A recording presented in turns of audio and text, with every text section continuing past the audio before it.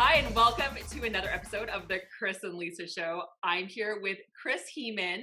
He is a discretionary portfolio manager. He's been working in the financial industry since 1993. He specializes in volatility investing.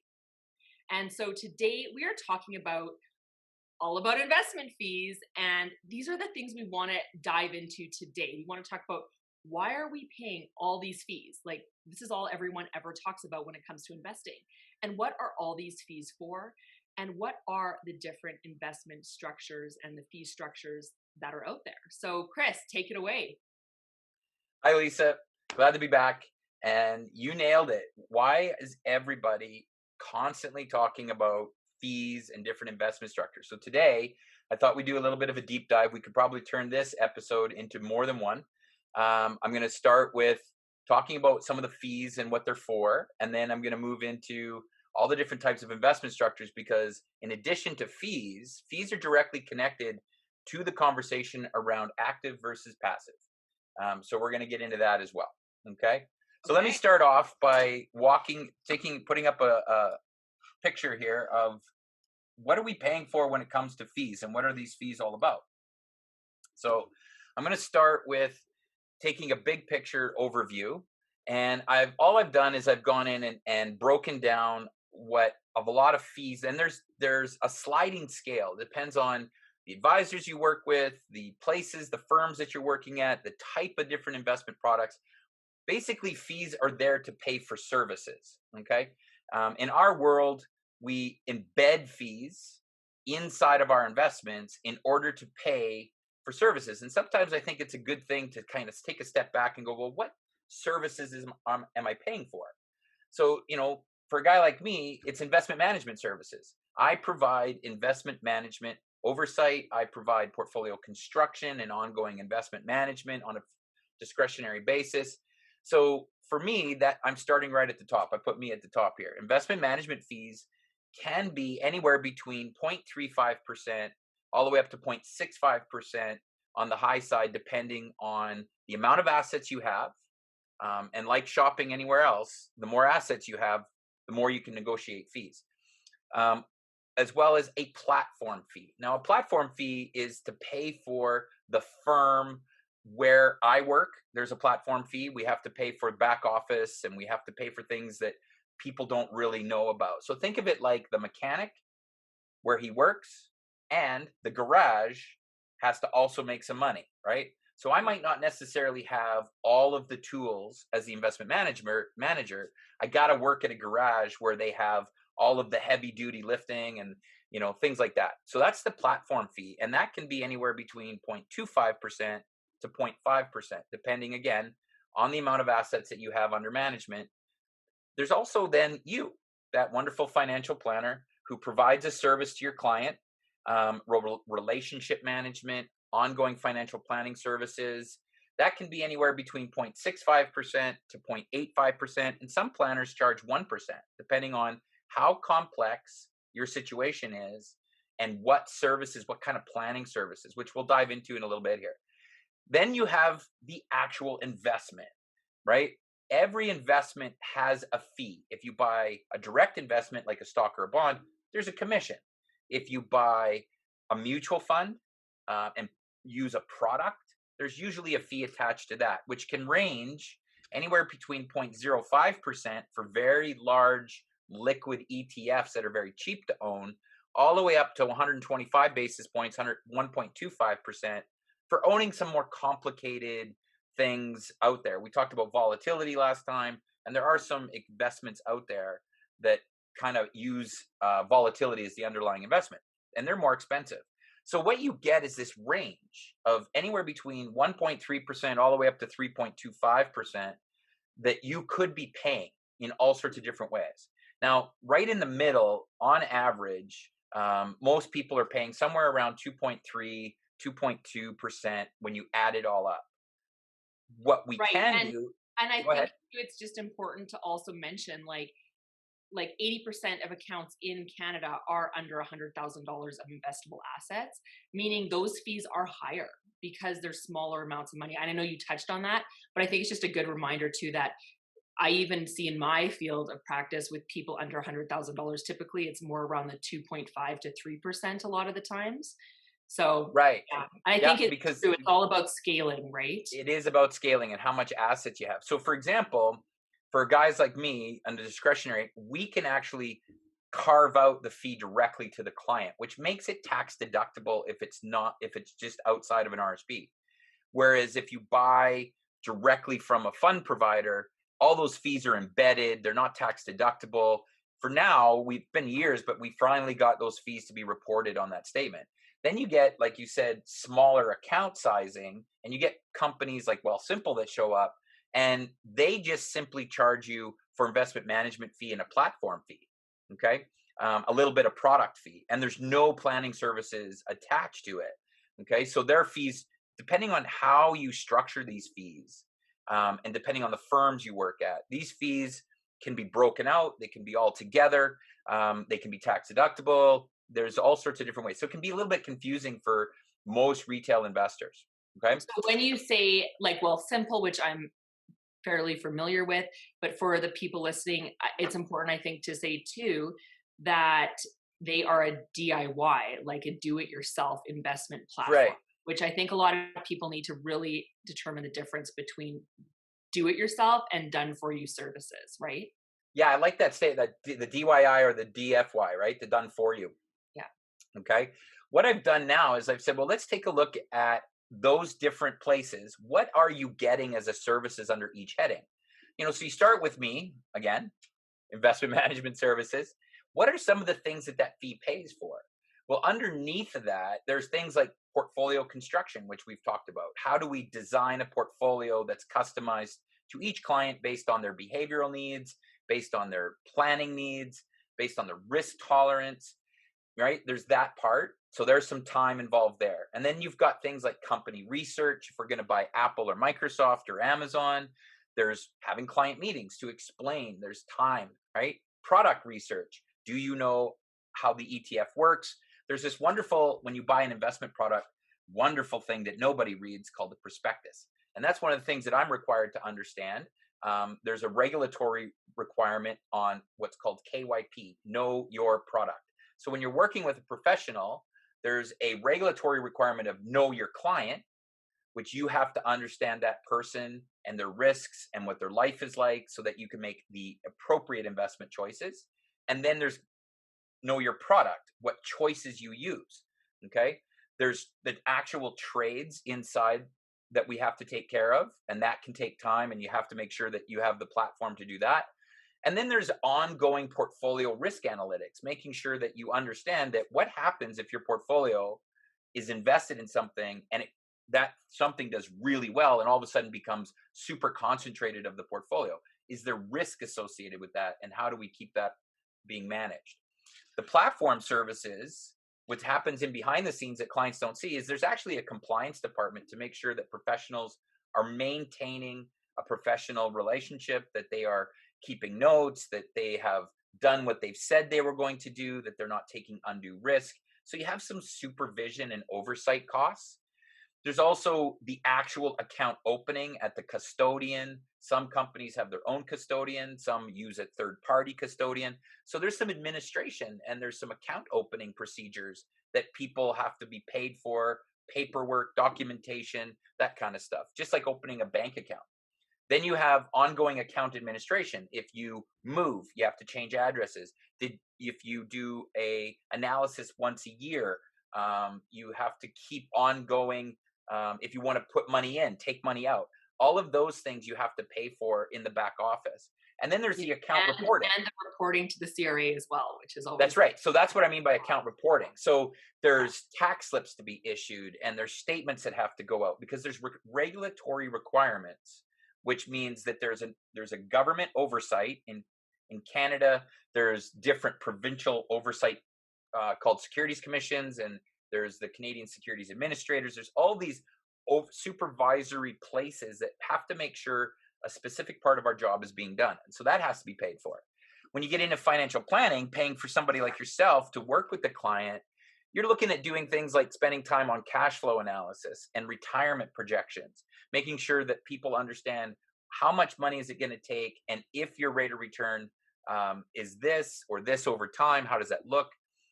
There's tax planning to make sure that your assets are structured properly. Are you using RSPs, TFSAs? Are you holding your fixed income debt type investments in a taxable account, or should you be holding them inside your RSP? Then there's net worth analysis. How much is in an RSP, pension, all that kind of stuff. How much is in real estate? You might have too much concentration. You've got estate planning. When you die, what happens to my assets? Risk assessment, which is your insurance. If you get critical insurance, critical insurance and life insurance, disability insurance, making sure that if something happens to you, that your life isn't impacted. So that has to be paid for. At the end, we also have investment products. So we're paying for somebody else. It might be an investment management service, like a mutual fund provides investment management services, or it might be like an exchange traded fund where they're simply tracking an index, providing statements and ongoing management of the strategy following the guidelines that the prospectus lays out.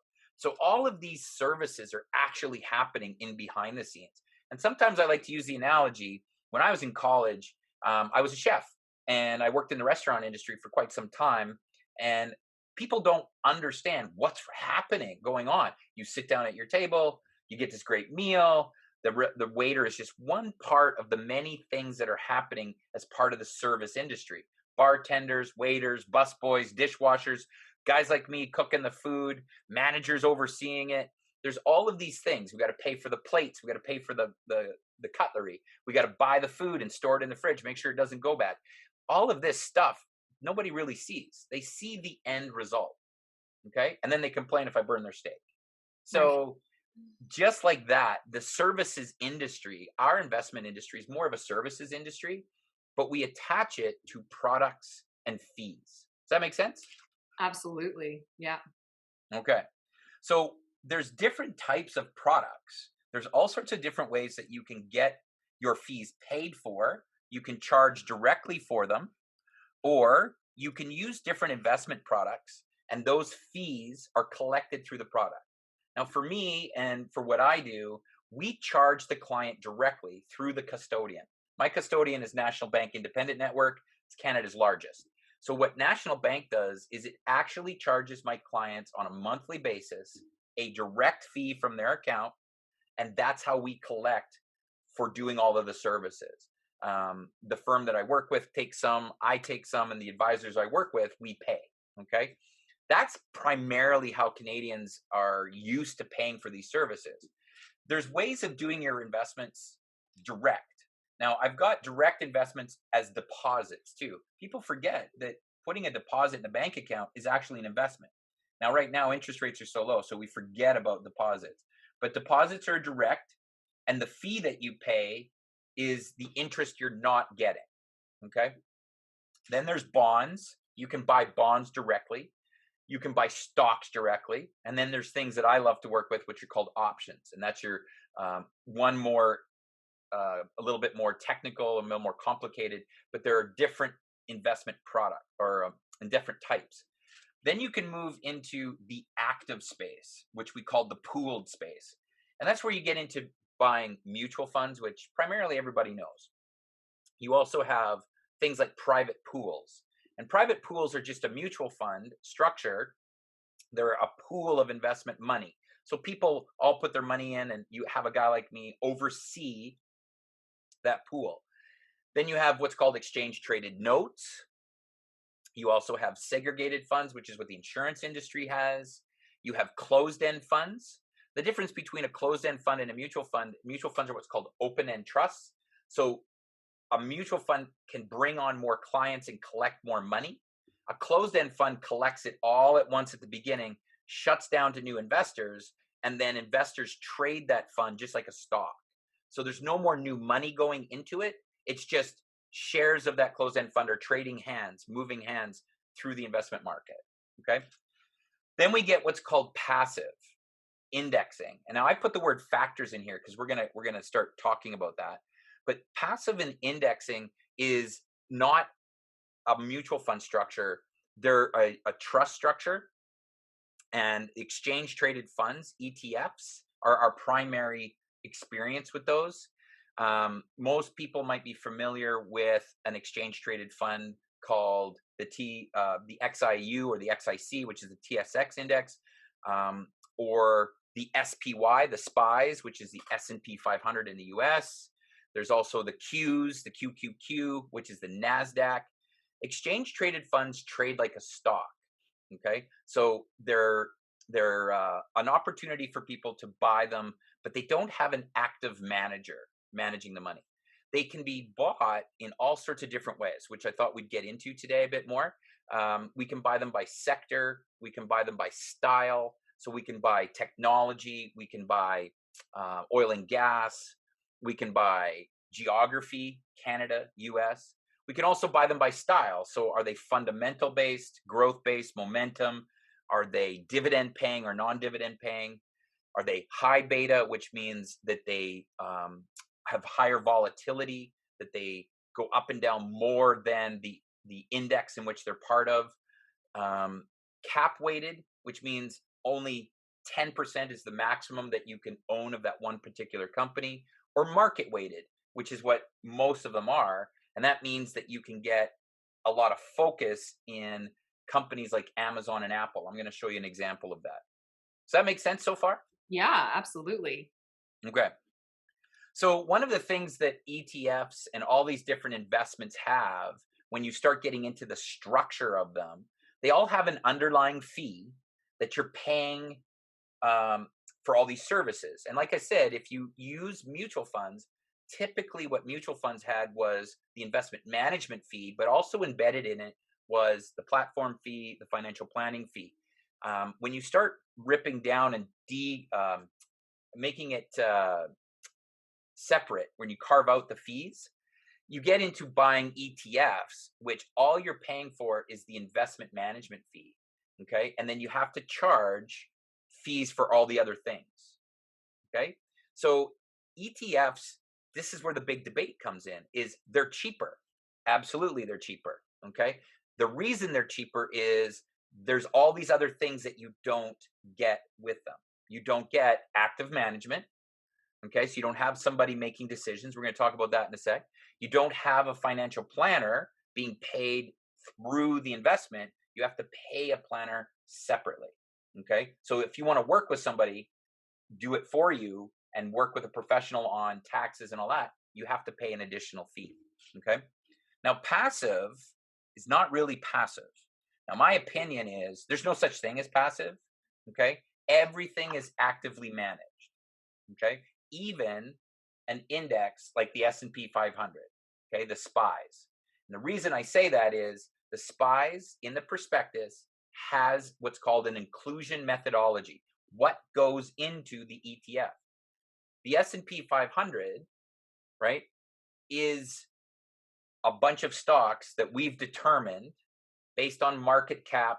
There's all these different reasons why the stocks are included, but it's only 500 of hundreds, thousands of different stocks. Okay.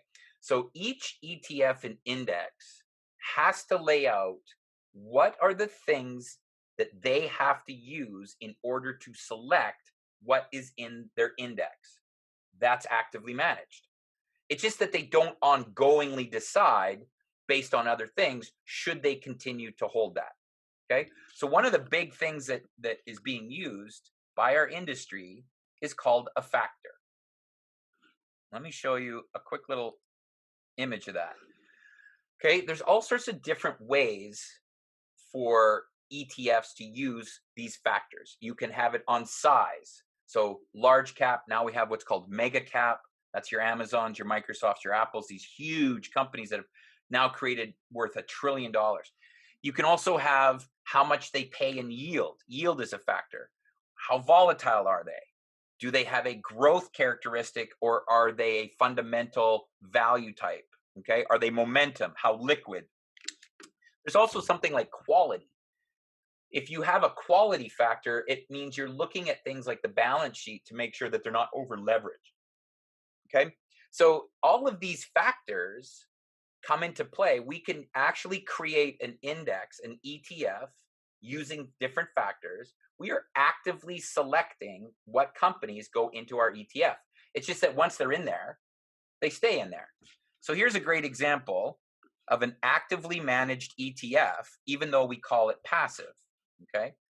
In the States, there's this great investment, okay, called JETS. It's an ETF that invests, that's the ticker symbol, JETS. You can buy it just like a stock. And this is the top 10 holdings that represent almost 63% of all the assets inside of. And as you can see, just like its name, it's nothing but airline companies and people that make planes, things that have to do with airplanes, called jets. Okay. So that's an ETF. It's cheap to buy. It's a sector ETF, but it has a very specific, actively managed methodology. There's no car companies in this ETF. So this really isn't passive. It's a passive way of being invested in a specific sector. Does that make sense? Absolutely. Yeah. Okay. So let's take a look at the S&P 500. I like to show this because people have been talking about, if you were invested in the market, okay? So what is the market? The market is hundreds and thousands of stocks all around the world, not hundreds of thousands, hundreds and thousands, depending on the country, the exchange, all that kind of stuff. So here's your SPY, your S&P 500, and it's a market-weighted ETF. It has a very small fee. I use it. As a professional investor, I use the SPYs as a way to get exposure to the S&P 500 cheaply without me going in and buying each individual stock. But as we see, Apple actually makes up 6.63% of the entire index. Microsoft is 5.67. Okay. When you add up the top holdings here, 3.3%. Now you got 5.5. Now you're almost at 11, 16, 21. You're looking at almost 24% or almost a quarter of everything that's in the S&P 500 riding on the back of 5 or 6 names. Now that can be beneficial when everything goes up, but when everything goes down, like it happened in March, this is one of the reasons why it can have a lot of volatility to it. Okay. Back in the day, a long time ago, when I was younger and more inexperienced, we ran into the problem in Canada with Nortel. Nortel represented 35% of the Toronto Stock Exchange at this one time. The index wasn't the Toronto Stock Exchange. It was Nortel. Nortel was moving an entire index around. Each ETF, let's see here. Is this the right one? Okay. Just like the Jets one, you can actually take a look at all these ETFs this way by doing some due diligence and taking a look at how they're structured and what's in them. Okay. So here are the top 10 holdings of the Nasdaq. Okay. The top 10 holdings of the Nasdaq represent 56% of the entire index. Again, Apple is now almost 13.5% of the Nasdaq market. Microsoft is 11. Amazon is 10. Okay, so when these 3 companies start to go up, which they did since March, the index is moved quite significantly. What goes up sometimes comes down. So we have to be very cautious of what are we actually buying, and that's part of having those services in place, right? Having people that either outsource that to me or do it themselves. If you work with a financial advisor and they're licensed to sell products, not only are they providing financial planning services, but they're also supposed to be providing investment management services. Okay, that's a lot of work to do. So that's why we break it down. I don't do any financial planning. I just focus on the investment management. Okay, so that's the NASDAQ. As you can see, Tesla's in there, right? 2.38%. And Tesla recently tried to get into the S&P 500, but they didn't select. And so that to me is why I say a lot of these things we call passive really aren't passive. They're actually active. They have an active methodology in which they are selecting the investments that go into that index. Okay, but they're not paying attention. Now, when you go to a manager and you say, I want to invest in your mutual fund, if he's holding 15% of Apple and then 11% of Microsoft and 10% of Amazon, he's heavily weighted. That's a lot of risk. So some managers, they say, well, that's too much risk. I got to find other investments. Okay. But the challenge now is by reducing their exposure for risk management techniques, they're now reducing their ability to compete against the passive index. And they get in, this is where this debate comes in, because the two ways I'm going to show you to end here today on what happens when money flows into an actively managed system or a passively managed system. Okay. A passively built system. Okay. Am I losing you yet? There's a lot here. No, there is a lot here, but I think it's really good for people to understand this. I think you're really, like, again, peeling off those onion layers of what's happening within the ETFs. And that's, I think, huge for people to understand. So, well, to me, there's a misunderstanding. And I work on a thing called first principles. You want to dive down and understand what is the fundamental first steps of what we're working with. And maybe there's things that you need to pay attention to. What I've thrown up here is a chart showing the amount of funds that have flown into what we call passive assets in the last 20 years or so, almost 20 years, since 1998, right? A little more than 20 years, okay? Now, I've seen this growth. I've been in the industry since 1993. This has been an amazing amount of growth, okay? So if you see this yellow line, it's showing more and more and more. Now, when you take a look at young investors, it's like 90% of people under the age of 40, that's all they own is passive. When you look at older investors in their 50s, 60s, and 70s, it's like reverse. It's only 20%, okay? 25% of their money is sitting in passive. A lot of it is in active, okay? So there is this challenge now in the market from a structure point of view. Where is money going to? It's harder and harder for guys like us, active managers, to get money to come in. We use these indexes and these ETFs, but everybody, because of, especially if you see since 2008, 2009, part of the reason our markets, and we could do a whole show on this, part of the reason our markets continue to climb higher is because of this passive movement. What started off as riding the coattails of active management has now become so cumbersome in the market, it's creating volatility. Okay, that's for a different show. No, for sure. That is a great topic. Yeah, it's going down the rabbit hole a bit, right? What I was going to do is just show you one more, and then I was going to finish up with a little hand drawing that I made, because sometimes it's hard to find things that I want to illustrate. So here is the last, whoops, let me do this again. I got to find the right one to share. There we go. So once again, what we have here is a sector ETF called the XLK in the States. It's a technology specific ETF. It's a sector of the market. Okay. Now we've gone that Apple is 23.5% of the entire holdings. Microsoft is 20. Okay. So the top 10 names represent 70% of all the money, and 43% of all of the money invested in this sector is sitting in two names. Okay. Now, if I did that, my compliance department would be all over me. That's way too much risk. So some people, how much do you own of something, right? If you buy something called the XLK, did you know that 43% of all of your money is invested in two names, Apple and Microsoft? Apple's down 20% in the last few weeks since it split 4-1. Okay. So that's why it can be dangerous sometimes if you don't know what's going on underneath. Okay. To wrap up here, because I'm taking a lot of your time this morning, and you know me, No, this is great. I think it's so important that people understand this. So this is a great tutorial. Okay, so let's take a look at what we call first principles, and we'll take a look at this highly technical chart that I got going on here. I love it. Okay. My style. Yeah.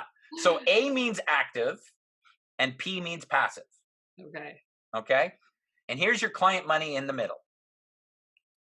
Okay. So what happens when we put money into an active system. Okay. So inside the box, active systems, they have all sorts of reasons to buy and sell. Okay. So you're paying money to a manager through a fee to make decisions. Okay. And that manager might put a little money away here called cash. Okay. He might hold some cash. Okay. I know of one Canadian equity money manager at a very large firm that had 22.5% cash going into the downturn, the sell off. He was very nervous and worried. And sure enough, he held on to it for about 3 or 4 months. And then all of a sudden he had this great opportunity to buy all of these investments. That's what you're paying active managers for. Now, active managers have philosophies, they have processes. We've been talking about mine, which is macroeconomic and volatility. We all have things that we use in order to manage the money. Okay. In here, we don't invest 100%. We manage the risk by making sure we don't have concentration. In here, we have a tendency to sell our profits and go to cash, maybe allocate some things into bonds. We have a diversified approach. Okay. Okay. Over here, money goes into passive, into an index. Okay. All that happens is there's this formula. It's called an algorithm. It just says, did I receive money? Yes or no? Yes, I did. I will buy, no matter what the price, the following things in the following allocations. If it's XLK, I'm buying 23 cents of every dollar invested into Apple. Okay. If it's the S&P 500, I'm buying 6.5 cents of every dollar invested into Apple. Okay. So passive doesn't have anything to tell it that things are expensive. Passive doesn't use cash. Okay. It's 100% fully invested in the allocation. Make sense? Right. Absolutely. Okay. So what's happening now is because people want things cheaply, is we're getting that yellow line I showed you. We're getting all this money flowing into a system that's agnostic to price. It doesn't care what the price of something is. It just continues to feed and feed and feed. Okay. Now, when the market sells off over here, when we have a crisis, when we have a downside, our little manager can go in and use his money. Okay. And he might decide that the price of Apple has come to a point that it's cheap. Okay. Right. That's up to him. That's his discretion. So they're start to buy it. Fundamental and technical analysis. So they're looking That's right. at They use many different angles. That's right. It might be fundamental. It might be all sorts, but they have a system. Over here, once we get into a crisis, it doesn't matter. They just continue to hold it. There's nobody saying it's time to buy more. The only time they buy more of something is when money flows in. Okay. Now, guess what happens when prices go down? In passive, where do you think the dominant amount of money goes? In or out? Oh, out. Out. Right. So again, when fear hits, this is like a gatekeeper. This over here simply follows the algorithm. Did you request money? Yes or no? Yes, I sell. I don't care about price. Okay. Right. Did I receive money? Driven, basically. Like there's no machine driven interaction. That's right. Yeah. That's right. And it could be ugly. Well, this is what's starting to create more volatility. In March, the drop we experienced was the quickest, the deepest, and the steepest that we've ever experienced in history. Okay. And what happens on this side on active, when you start reducing the amount of active players in the market, you start reducing the discretion of holding cash and using cash. Over here, when you focus on what they call passive, right? All it is a simple algorithm, buy or sell, depending on if I receive money or I'm requested for money. Okay. This is creating more and more volatility. Now, I have lots of speculation and theories on what's going to happen over time. But one of the reasons that I use passive is that I can get the exposure I need in a very cheap way and a very diversified way. So I own things like the Qs, and I can use options traded on SPYs and Qs and XLK. And right now, in the way that I do things, I'm choosing financials and I'm buying gold. So instead of buying specific investments, I have a tendency to use ETFs more, but I'm trading those ETFs. That's what they were for, exchange traded funds. Mhm. Buy and hold investing was more suited to active because you're paying somebody to do the trading underneath and to make those decisions on how much is cash. So now we're starting to get into a market structure where things are starting to get a little combative. Things are starting to get a little bit different. Okay. And that's essentially where the fee battle has developed.